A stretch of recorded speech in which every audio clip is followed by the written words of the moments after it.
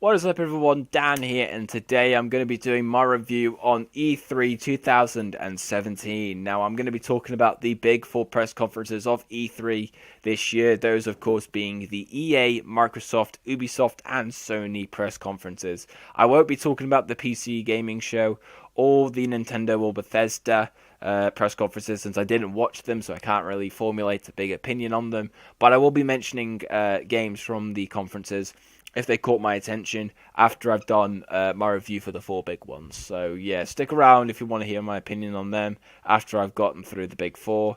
And then, of course, at the end, I will be giving my review on E3 this year as a whole, and just what I felt of it in compared to other ones. So how the structure is going to be for the big four is I'm going to talk about what I liked about the press conference, what I didn't like, and then give a score for you guys and a bit of a final summary at the end of it. So let's get into it. So we're going to start off with EA. Now, EA's press conference, for me, was very 50-50. Things I liked about it. There were definitely a few things also that I didn't like about it. It didn't really disappoint me because I didn't go in it with big expectations, but this is EA we're talking about. I can't really remember a time where they've even done a great press conference. So yeah, if you went into this with high expectations, I don't know why on earth you were. So the first game that really caught my mind and the first big positive of the conference was A Way Out. Very, very interesting looking, indie game that's, of course, being supported by EA. Just the trailer and the gameplay that they showed of it looks very interesting. The split-screen co-op game. Essentially, Prison Break meets Shawshank Redemption meets the prison chapter of Uncharted 4. Looks very, very good. I hope it can live up to, the expectations that it's now starting to build. But I have faith that it will do so and that it, will be a very good game. And yeah, just definitely interested and curious to see how that game pans out. We also had Need for Speed Payback. I really, really liked the gameplay demo for that. It definitely sold me on the game. I haven't really been the biggest fan of Need for Speed, but that gameplay demo reminded me so much of the heists from the Fast and Furious films, but in a good way. And it just looks really cool. I mean, sure, the voice acting was a bit cringy, but just the graphics and just the gameplay itself really, really did look very convincing to me. We also saw Battlefront 2, and I really like what we saw of that. It definitely seems as if EA is trying to learn from the lessons, rather than mistakes that they made with the first one, with all the DLC, the lack of content in the actual main game. That seems to be all gone now, with the inclusion of stuff from the prequel trilogy and the new trilogy. Looks very good. Of course, we saw a 30-minute gameplay demo on Naboo. Really, really cool. Very, very good looking game, of course. And just the content in there seems to be far more than what there was in the original. And the fact that there will be no season pass as well makes me even happier that, they're going to try and share content to more fans just to make the game more appealing. So I got no problems with that. And of course, we did have like a 40-second Anthem, teaser trailer, which is, of course, the new IP from BioWare. I'm going to talk a bit more about that in the Microsoft press conference because, of course, we did see a gameplay demo for it there. But yeah, I liked the teaser trailer. It looked very good. Definitely got me excited to see the gameplay at Microsoft's press conference. So yeah, it did its job. Got me excited. Now let's talk about the negatives of the EA press conference, and there are quite a few I have to mention here. First off, I felt the structure of the conference was a bit off in places.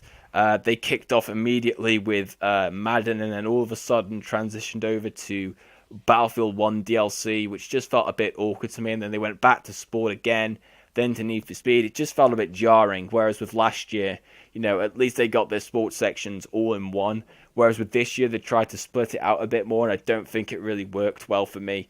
And then also at the end, they had this 30-minute, Battlefront 2 gameplay demo, and me and the other members of Gaming at School who were watching the live stream were convinced that the conference had ended, and then all of a sudden after that, they're like, oh no, we've got one more surprise for you, and it turns out it's a freaking Star Wars mobile game. So yeah, the conference in itself just felt all over the place. It was as if they knew what games they were going to show, but had no clue what order they were going to show them in until like a few days before the event. I really did get that impression from the structure.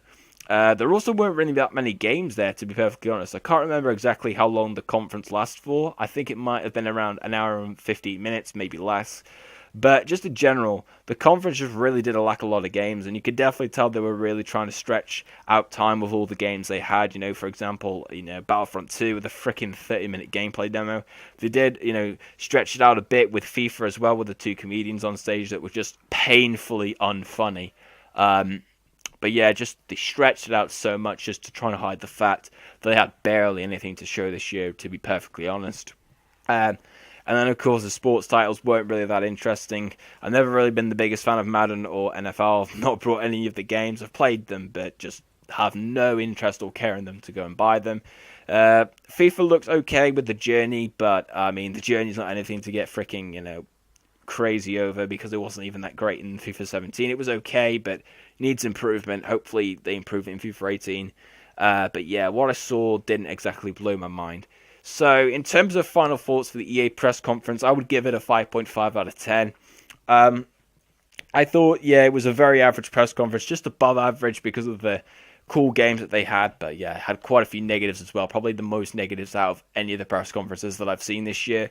But that was to be expected because, like I said earlier on, when is the last time EA had a great press conference, to be perfectly honest? So yeah, I didn't really expect a whole lot, and we didn't really get a whole lot from it. So let's talk about Microsoft's press conference now.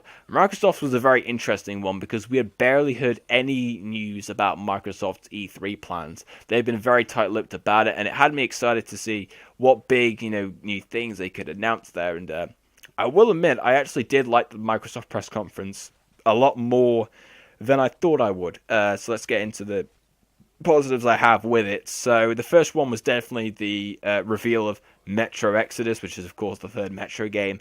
I really like the first two games. I think they are criminally underrated games. And Metro Exodus, the gameplay demo for that looked so amazing. I hope the final game looks that good graphically and also in terms of a gameplay standpoint, because it blew my fucking mind. It was awesome to see that game there. It was really, really cool. I like the info that they talked about with the Xbox X. It definitely was very interesting, and I thought it was a smart move by Microsoft to put it all within the first 20 minutes of the conference, and then the rest of the conference be focused on games. I thought that was a very, very good move by them. And the info that they announced about it wasn't, actually that bad. They announced that the original Xbox games will be coming to Xbox One S and Xbox One X. Oh god, I'm going to get confused saying those two now, but here we go. And they also announced that Xbox 360 games will play and look better on the Xbox One X. So yeah, that's very interesting to see. And we also got the price confirmation of $500, €500, and equating to around about £430 in the UK, I want to say.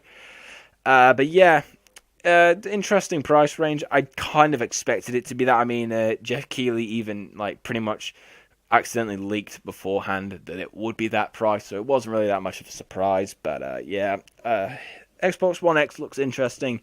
Not 100% on whether I'm still going to get it or not, but I did like the information that they announced about it. I also really like the Shadow of War gameplay demo that they showed off. Of course, I love Shadow of Mordor.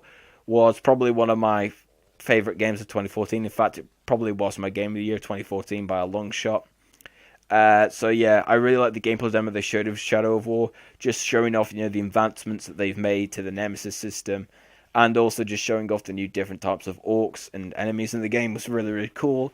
They also showed off an indie game called Ori. I can't exactly remember the full name of it. I know Blue Danger will probably know the full name of it, so if he's watching this video, please comment down below what the full name of the game is, because I honestly can't remember. But yeah, I remember that it's called Ori, and it really, really impressed me, especially with the visual style and the music. It was incredible. One of probably the most emotional trailers I've seen at an E3 press conference. It was very, very interesting and a big standout for me personally. We also saw, Anthem gameplay, which of course I talked about earlier. It was teased at the EA press conference, and we got gameplay for it here.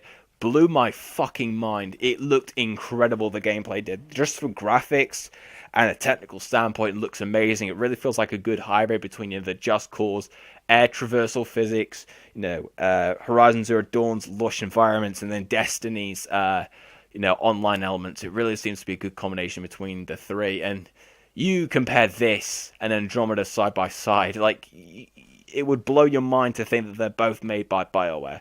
You can clearly tell that the majority of the Mass Effect team had been working on this game, because graphically this looks amazing.